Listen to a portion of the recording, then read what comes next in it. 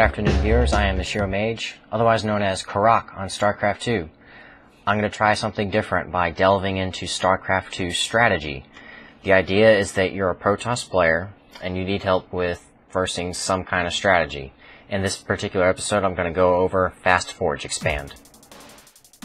Fast Forge Expand is a strategy used by Protoss players to grab their first expansion very quickly without making themselves vulnerable at the beginning of the game. I'm going to show you how to spot this strategy and how to react to it. Or, how I react to it. Of course, there's more than one way to react to it, but this is what I do.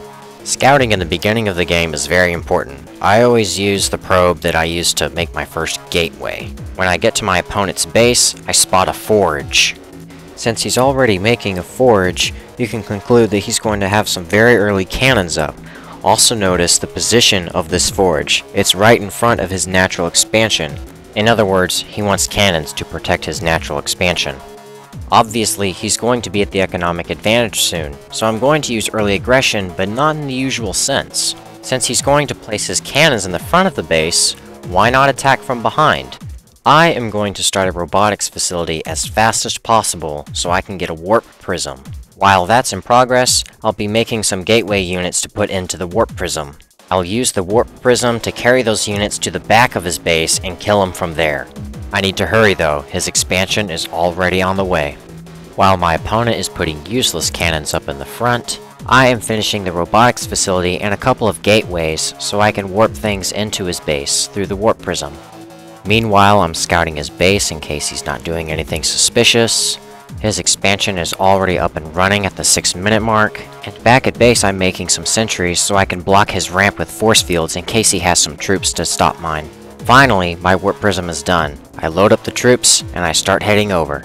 I get to his base, deploy my units, warp in more units, and then I set out to the kill. First priority being to put a force field on that ramp so no reinforcements can come. There's the force field, and now it's a matter of picking what is the most important thing to take down. In this case, I was starting to get the cybernetics core, but then I took down the cannon and started working on the cybernetics core again. Don't forget to put down more force fields, and aim carefully so you don't miss like this. A zealot could probably fit through that. Thankfully, I wasn't punished for that mistake since there were absolutely no combat units on the opponent's side. Absolutely nothing.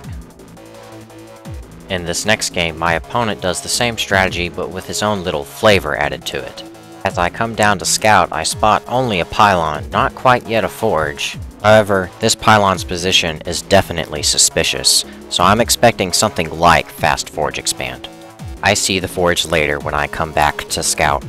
And so it begins. After the gateway, I'll make a cybernetics core.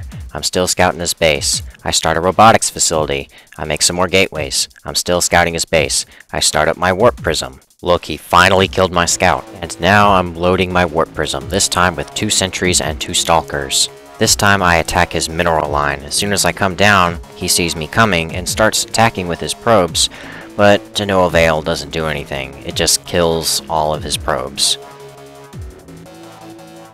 Pew pew! So, that is how I deal with Fast Forge Expand. Thanks for watching.